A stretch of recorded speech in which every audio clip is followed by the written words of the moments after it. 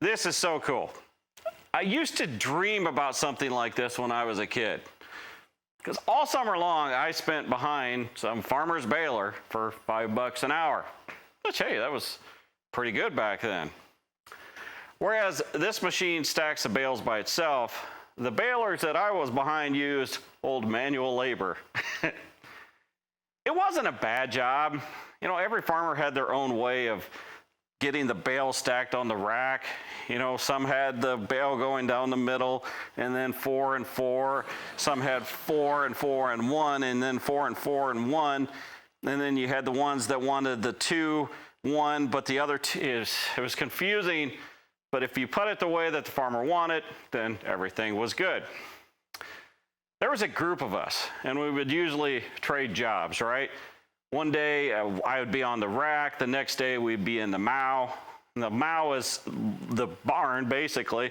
So you have the farmers who would take a bale elevator, and they would put the bale on the elevator, it would shoot it up, and the kid in the mow would stack them. Again, not bad, it was hot. As long as you stacked them good and tight, you were good.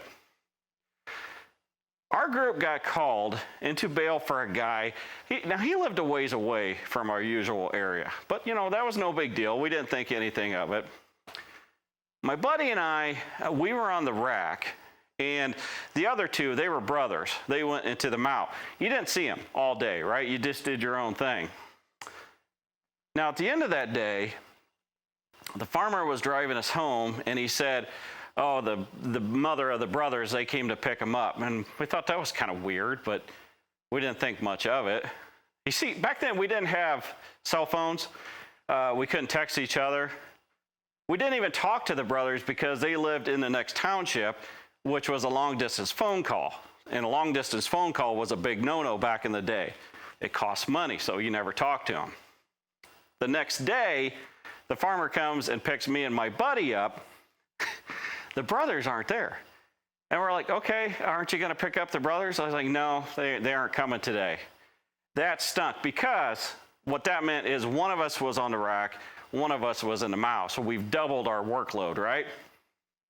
I got the mow that day. My buddy got the rack.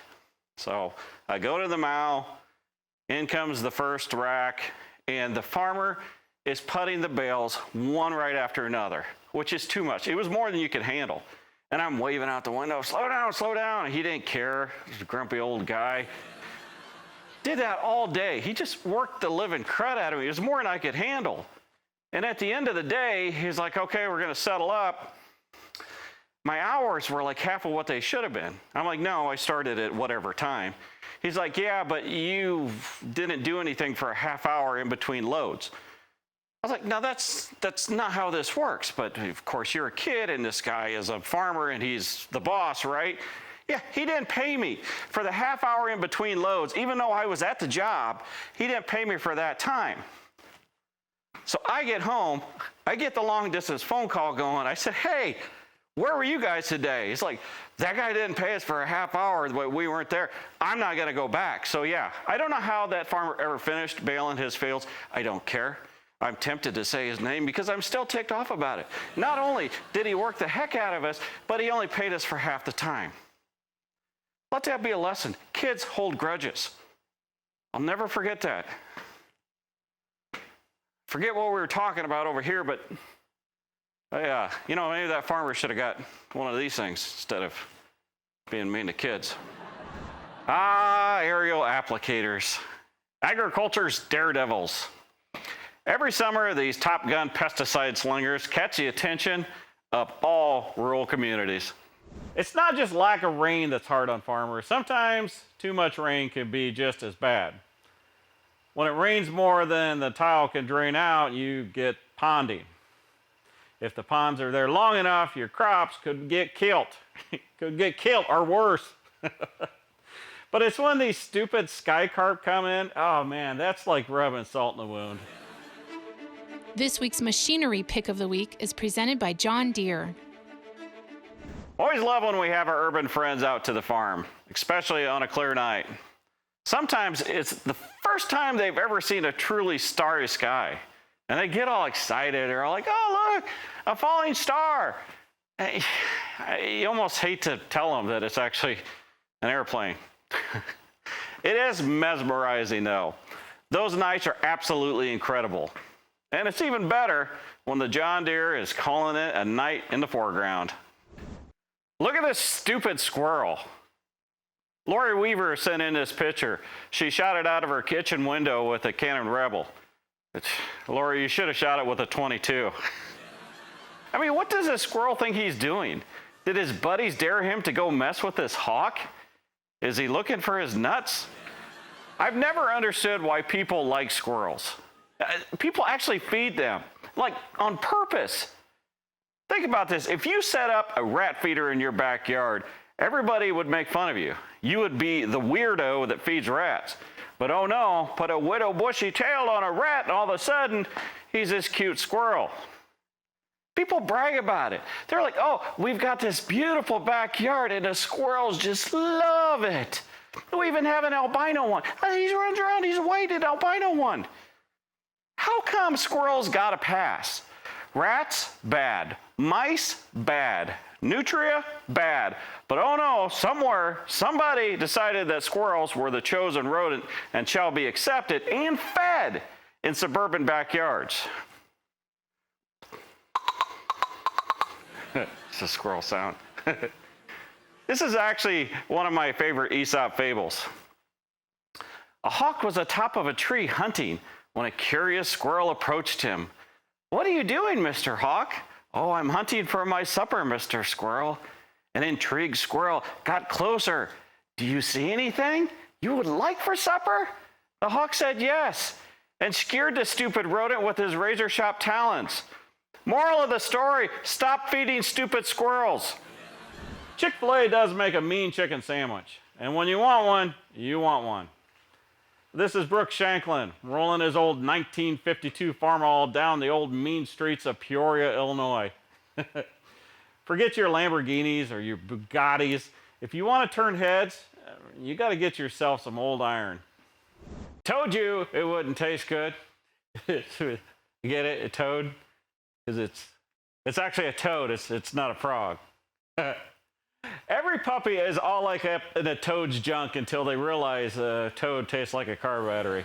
You know, my childhood is pretty much a lie. I was told that a frog and a toad could be best friends. And they would even ride a bicycle built for two while wearing pants and a jacket, but yet no shirt for some reason. Frog and Toad was a series of children's books showing the adventures of an anthropomorphical frog and toad. They were best friends. Best friends, a frog and a toad. These nasty little creatures, they're carnivores. They will literally eat anything that fits in their mouth, including each other. Toads do have it rough, though. Everyone loves a frog. Oh, look at the frog. Look at the little tree frog. Look how regal it looks. Or, oh, look at the bullfrog. Oh, he definitely is a master of his domain. Toads on the other hand, they have warts. And they live in your basement. They're so ugly, the frogs are like, hey, get out of the water. Beat it, you gargoyle-looking freak. Only pretty amphibians here. Go be some dog's toy. Get a girl. Get a girl. Get a girl. Get a girl. Get it, girl. Oh, get it, girl. Sometimes things break, but you can still continue, right? You can keep the machine moving. You can keep the operation going. Other times you do have to stop and fix it. What a cool picture. It looks like one of those tattoos. Apparently, a black silhouette tattoo of a bird signifies freedom and happiness. I'm guessing they've never parked their car underneath a flock like that. So much for your happiness. You know what we've never gotten as a video submission? Never. Out of all the pictures and videos that you all are so nice to send in, we've never received a video of a cow using its tongue to clean out its nose. Now, for those of you who don't know, the cow has the ability to stick their tongue out so far and then stick it in their nostrils. It's truly humorous. It's gross, but it's humorous. My guess is that those that have cattle, it's so common that it's just not that big of a deal. But I don't know.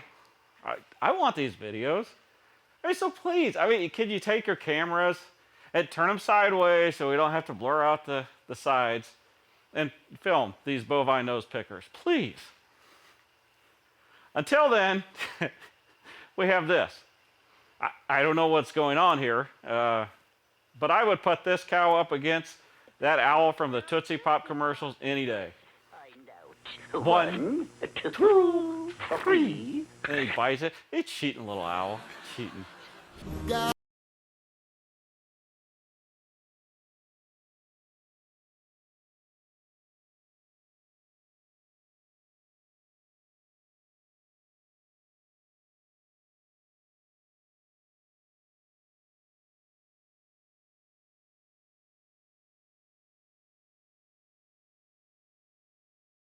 This show seems to be turning into a dog and pony show. Hey, you get it? Dog and pony? Okay. The term was originally used in the United States around 1900 to refer to smaller traveling circuses that toured through small towns and rural areas. They were too rural to get the elaborate performers or the larger attractions. It's like the dollar store version of the Ringling Brothers. Thanks for spending some time with us here on SharkFarmer TV. For more stories about people and agriculture, catch my shows on Rural Radio Channel 147 Sirius XM. There's more in-depth discussions on my podcast, and of course, you can check out previous episodes of this show on my YouTube channel. Find out more at sharkfarmer.com.